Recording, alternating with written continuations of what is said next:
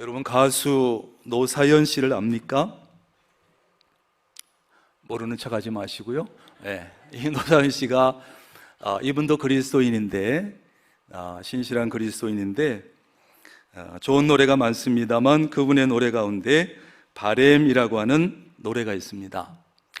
이 시간 제가 직접 한번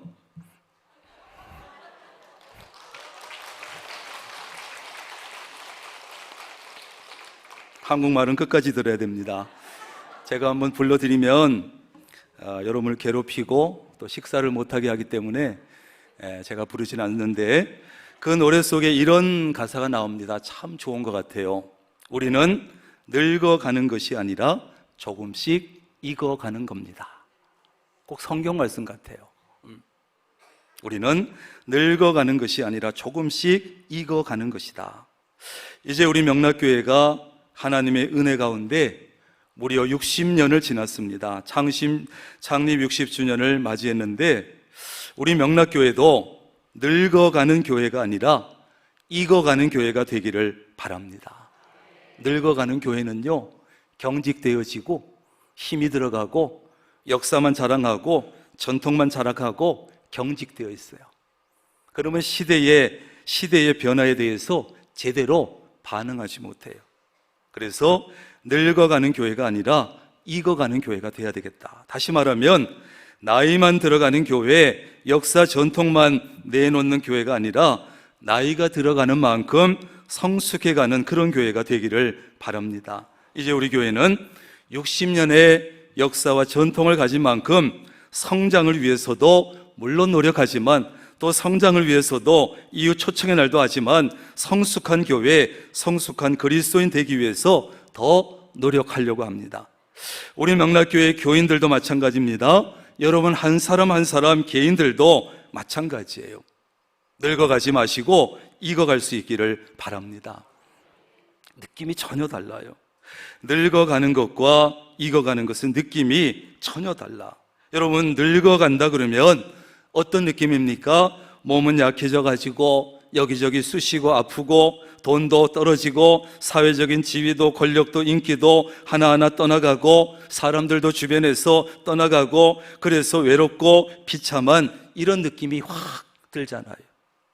그런데 익어간다고 하면 내가 젊었을 때 그동안 거칠었던 말이 좀 다듬어지고, 거칠었던 행동도 좀 다듬어지고, 인격이 완성되어 가고 인격이 만들어지고 성숙해가는 그런 느낌이 확 드는 거예요.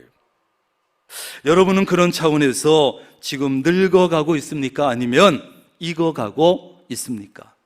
다시 말해서 성숙해가고 있느냐 하는 것이에요.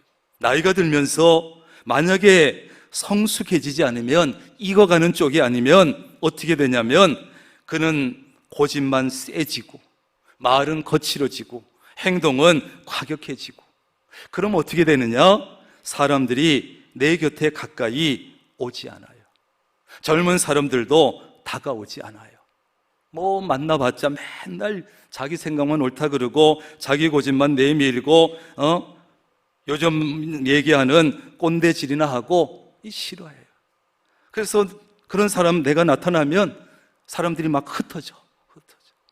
어두운 밤에 후레쉬로 어두운 구석 비추는 것, 그때 바퀴벌레가 흩어지듯이 그런 사람이 나타나면 막 흩어져.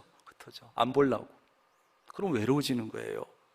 여러분, 우리는 나이가 들어갈수록 그러므로 말도 더 부드럽게 하고 행동도 부드럽게 하고 고집도 오히려 좀 자꾸 내려놓고 절제하고 젊은이들 얘기를 들어주고 의견을 참고하고 그래야 돼요. 특별히 우리 그리스도인들은 신앙 연륜이 오래될수록 성숙해져야 합니다. 성숙해져요.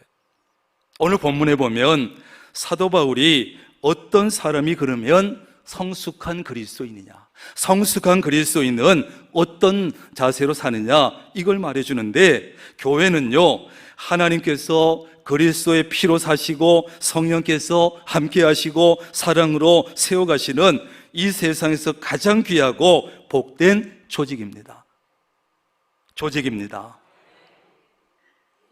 그런데 교회는 나이도 성격도 성장 배경도 사회적인 지위도 경제력도 신앙 연륜도 가장 다양한 사람들이 모여 있는 곳이 교회이기도 해요. 그래서 교회가 어려워요. 그래서 목회도 어려워요. 이렇게 다양한 사람들이 모인 교회 안에서 내가 다른 사람들을 어떻게 대하느냐 하는 것은 굉장히 중요합니다. 왜냐하면 그것에 따라서 교회 분위기가 전체적으로 따뜻해질 수도 있고 냉랭해질 수도 있습니다. 신앙생활을 즐겁게 할 수도 있고 괴롭게 마지못해서 할 수도 있기 때문에 그런 것이에요. 그러므로 교회 안에서 성도의 관계를 올바르게 세워가는 일은 너무나 중요하고, 성도의 관계가 올바르게 되어질 때, 이 관계가 좋아질 때 교회는 든든히 세워지고 행복해지는 줄로 믿습니다. 교회는 그런 것이에요. 오늘 바울은 성숙한 그리스도인은 교회 지도자들에 대해서 어떻게 대해야 하는지, 그 다음에 다른 성도들에 대해서 어떻게 대해야 하는지 크게 두 가지로 나눠서 구체적으로 몇 가지를 말씀하고 있는데, 첫째로 성숙한 그리스도인은 교회 지도자들에 대해서 어떤 태도를 가질 것이냐. 존중하고 존경하고 귀히 여기고. 시작.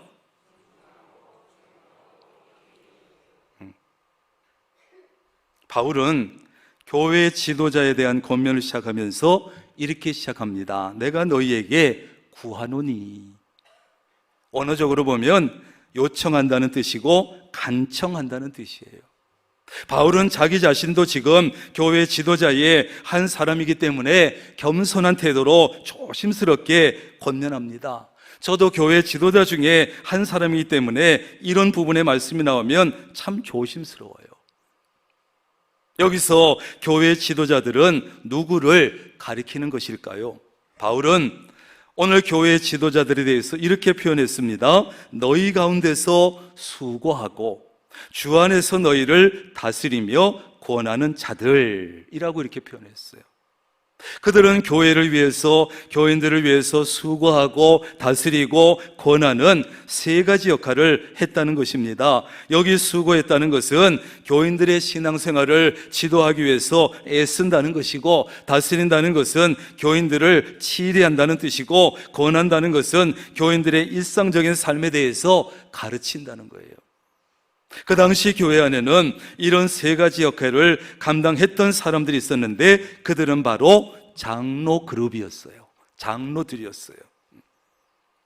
그런데 우리가 베드로와 요한의 편지를 보면 사도였던 베드로도 자신을 장로라 그랬고, 요한도 자기 편지에서 나도 요한 장로다 이렇게 표현했어요.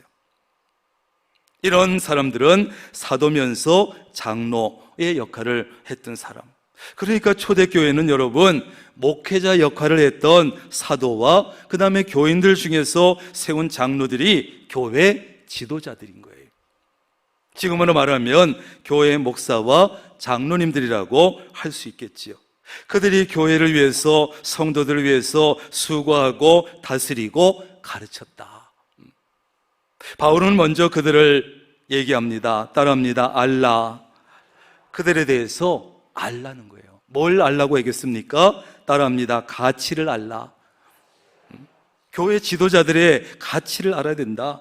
어떤 영어 성경은 존경하라 이렇게 번역을 했어요. 여러분, 성숙한 그리스도인은 영적인 지도자, 교회 지도자들의 가치를 잘 압니다. 그래서 그들을 존중하고 존경하고 귀하게 여깁니다. 왜냐하면 신앙생활을 해보면 해볼수록 교회 지도자들의 역할이 얼마나 중요한지를 알게 되기 때문에 그래요. 목회자는 교인들에게 말씀을 선포하고 가르치고 상담하고 축복하고 신방하고 신앙생활을 지도합니다. 교회 지도자들이 교회의 중요한 일들을 의논하고 결정합니다. 잘못된 결정을 하면 교회는 엉뚱한 방향으로 가게 되는 거예요. 그래서 교회 지도자들이 너무 중요해요. 오늘도 우리가 일꾼들을 뽑습니다만, 권사 집사도 중요합니다만, 당회에 들어와서 교회의 중요한 일을 의논하고 결정해야 될 장로를 뽑는 일은, 세우는 일은 너무나 중요한 거예요. 누구를 세워야 우리 교회를 바른 방향으로 목사님과 잘 협력해서 끌어갈 수 있을까? 잘 뽑아야 되는 거예요. 왜 교회 지도자들을 존중하고 존경하고 귀하게 여겨야 하겠습니까? 13절, 그들의 역사로 말미암아 사랑 안에서 가장 귀히 여기라. 아멘도 안 하잖아요. 그러면 또 다시 하잖아요. 그들의 역사로 말미암아 사랑 안에서 가장 귀히 여기라. 바울은 영적인 지도자, 교회 지도자들을 가장 귀히 여기라고 했는데 최대한 존경하고 순종하라는 거예요. 그들을 존경하고 귀히 여겨야 되는 이유는 뭐냐? 단순히 그들이 목사이기 때문에, 장로이기 때문에, 직책이 그래서 직분 때문이 아니라는 거예요. 그들의 역사, 다시 말해서 교회와 성도들을 위한 그들의 봉사와 수고 때문이라는 거예요. 목회자와 장로는 교회와 교인들을 위한 남모르는 봉사와 수고가 있습니다. 보이지 않는 수고와 봉사가 있습니다. 그분들은 거룩한 부담감을 가지고, 거룩한 책임감을 가지고 교회와 교인들을 위해서 봉사하고 수고하고 섬기고 있습니다. 얼핏 보면 저분들 뭐 하는 게 있나 생각할 수 있지만 그렇지 않아요. 그래서 교회 지도자들을 존중하고 존경하고 귀하게 여겨야 합니다. 어느 교회에 아주 젊은 목회자가 새로 부임을 했어요. 이 젊고, 그러니까 목회 경험이 많지 않으니까 설교는 서툴었고 교회 행정도 어설펐고 그랬어요. 그러니까 노련한 목사님과 신앙생활 하다가 교인들이 불평이 나오고 불만이 생기고 많았어요. 그런데 한 장로님은 달랐어요. 이 장로님은 매주 예배 마치면 그 젊은 목회자를 찾아가서, 나이 지긋한 장로님이 이렇게 얘기하는 거예요. 목사님, 오늘 말씀을 통해서 제 마음이 다시 깨어났습니다. 뭐라 그랬다고요? 뒤에 것만 하시네. 아주 똑똑하셔요. 오늘 목사님 말씀을 통해서 제 마음이 다시 깨어났습니다. 그러니까 이 젊은 목사님이 그 장로님의 말 한마디에 늘 용기를 얻었고 더 많이 기도하고 더 열심히 말씀을 준비하는 거예요. 몇 년 뒤에 그 교회는 놀랍게 부흥했고 그 장로님이 이렇게 고백을 했습니다. 내가 한 일은 단지 하나님이 세우신 분을 귀히 여긴 것 뿐입니다. 멋진 장로님 아니에요? 이렇게 교회 지도자들에게 따뜻한 격려의 말은 큰 힘이 되고 용기가 됩니다. 목사가 설교 망치고 나면 가장 잘 아는 사람은 목사 자신입니다. 오늘 망쳤구나.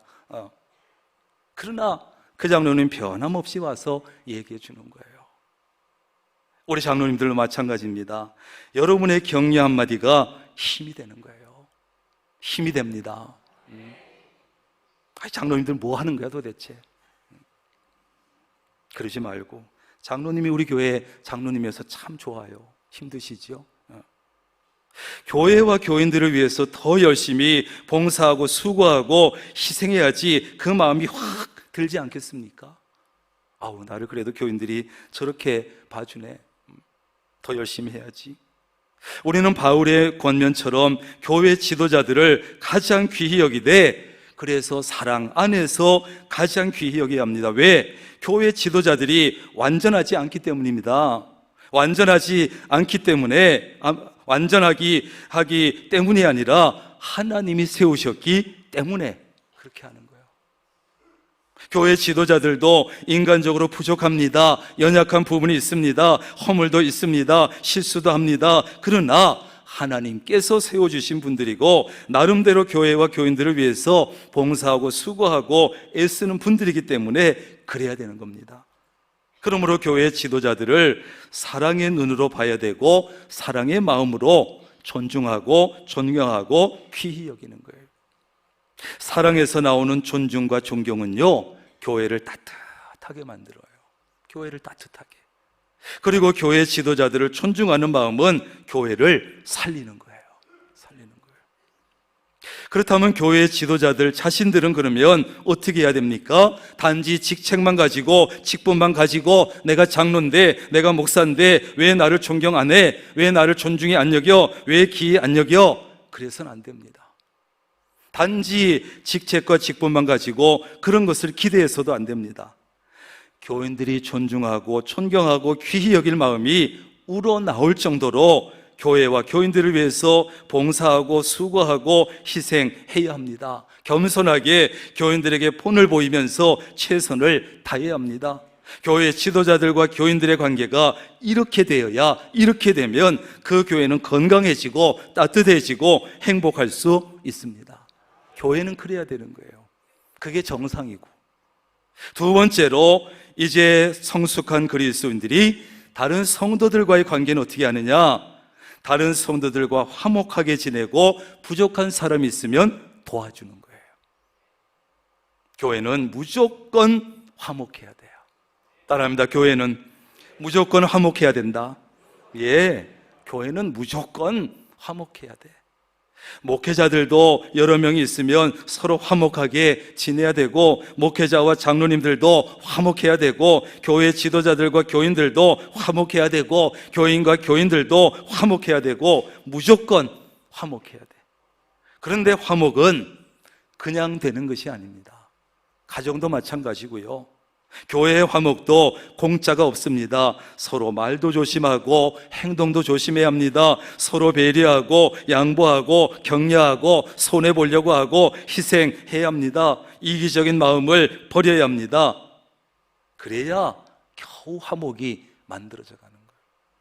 교회 안에 권위도 있어야지만, 질서도 있어야지만, 권위적인 태도, 강압적인 태도 버려야 합니다. 말 한마디를 해도 부드럽게 해야 합니다. 서로가 그래야 됩니다.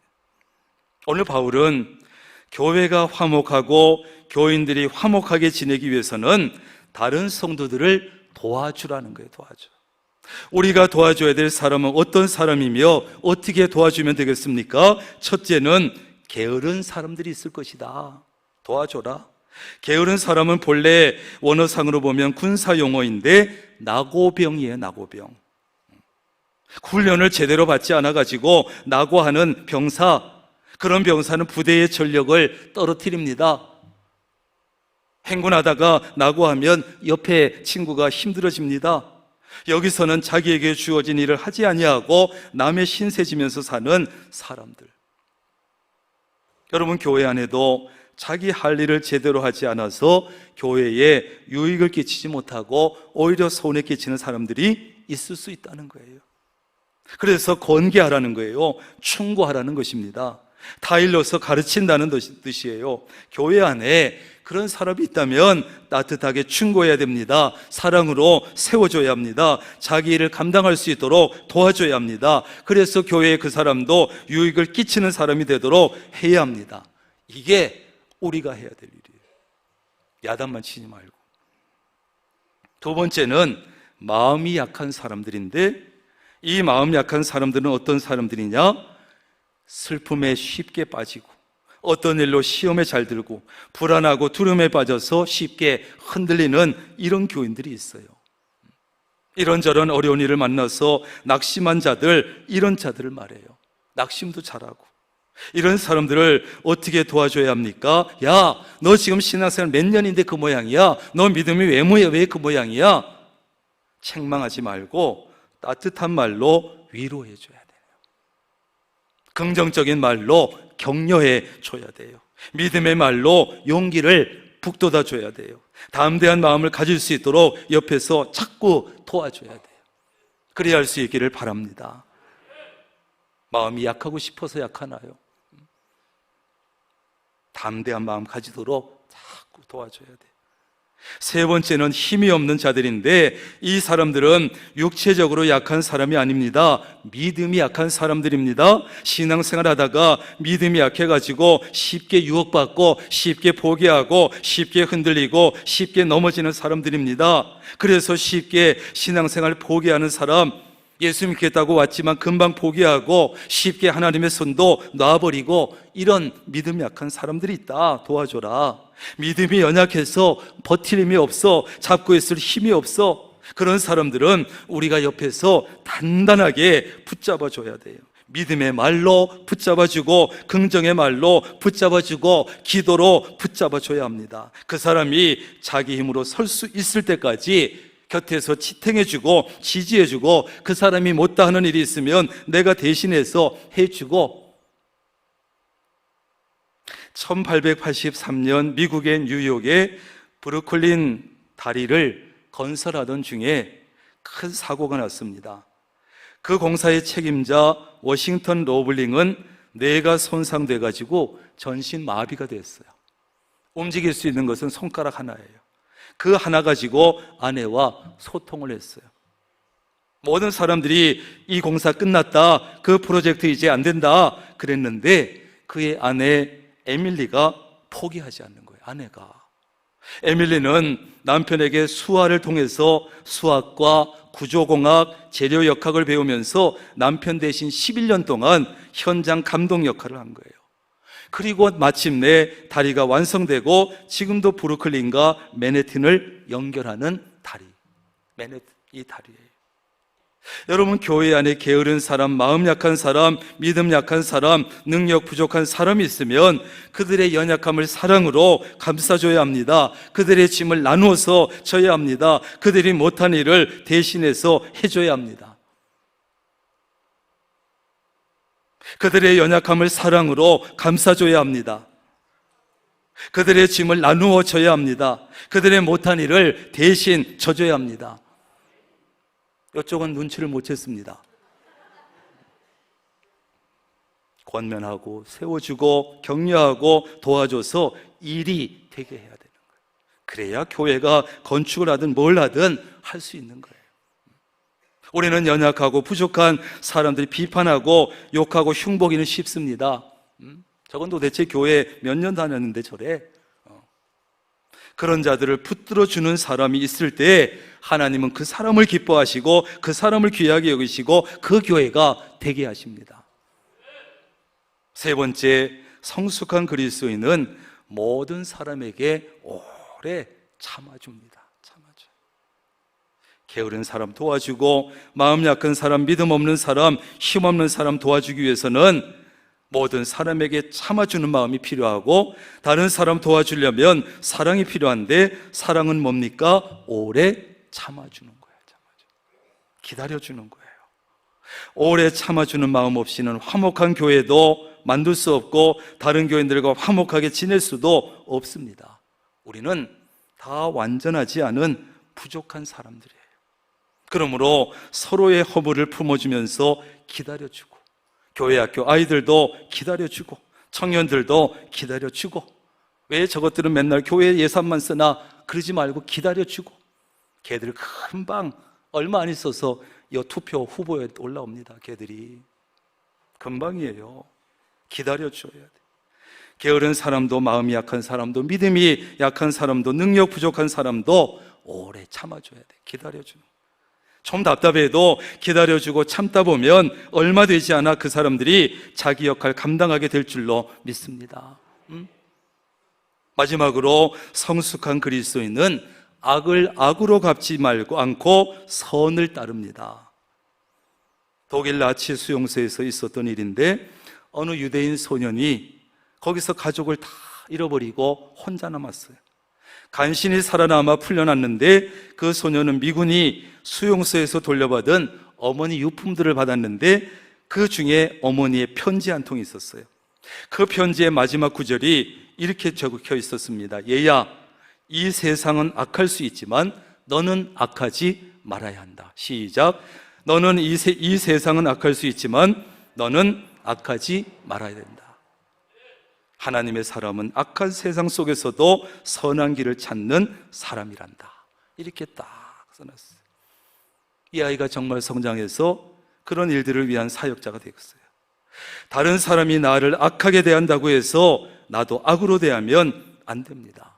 성숙한 그리스도인은 악을 악으로 갚지 아니하고 선으로 갚아요. 악을 따르지 아니하고 선을 따릅니다. 세상은 악을 악으로 갚지만 우리는 선한 쪽을 선택합니다.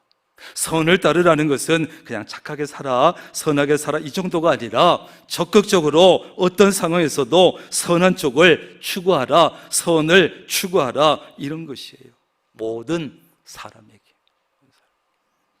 나치 수용소에서 살아남은 또 한 사람, 코리텐 붐 여사는 자기 가족을 다 죽게 만든 나치 병사를 나중에 만났어요.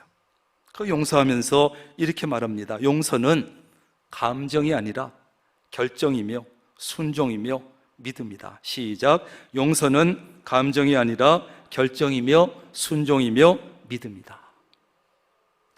기가 막히죠.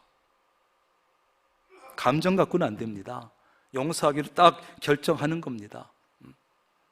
성숙한 그리스도인은 세상이 감당하지 못하는 용서의 사람이 바로 세상이 감당을 못해요. 바로 예수님이잖아요. 어떻게 예수님을 감당해 세상이? 세상은 다른 사람은 나에게 악의 씨앗을 심더라도 성숙한 그리스도인은 선의 꽃을 피우는 거예요. 누가요? 성숙한 그리스도인. 악으로 악을 갚지 않고 항상 그리고 모든 사람에게 선으로 악을 갚아야 돼요. 그러면 두 가지 가운데 한 가지가 나타나는데 그 사람이 놀랍게 변화가 되든지 그게 안 되면 내가 놀라운 은혜와 복을 받든지. 여러분 어때요? 두 가지 다 좋잖아요. 그 사람이 놀랍게 변화되면 정말 감사하고 그 사람 변화되지 못하는데 그 대신에 내가 놀라운 은혜와 복을 받든지 둘 다 좋잖아요. 둘 다 좋죠. 우리 교회 모든 성도는 교회 지도자들 대해서는 존중하고 존경하고 귀하게 여기고 우리 교인들 사이 교인들끼리는 서로 부족한 것이 있으면 도와주고 채워주고 참아주고 그리고 모든 사람에게 악을 악으로 갚지 않고 선으로 갚을 수 있는 성숙한 그리스도인들 되시기를 주님의 이름으로 축원합니다.